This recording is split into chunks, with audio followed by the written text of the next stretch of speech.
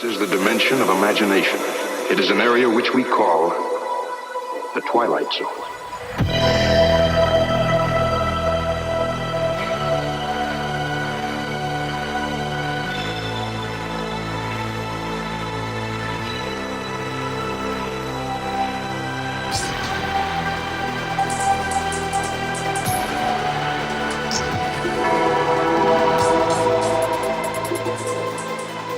There is a fifth dimension, beyond that which is known to man.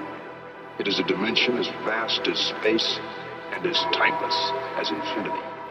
It is the middle ground between light and shadow, between science and superstition, and it lies between the pit of man's fears and the summit of his knowledge.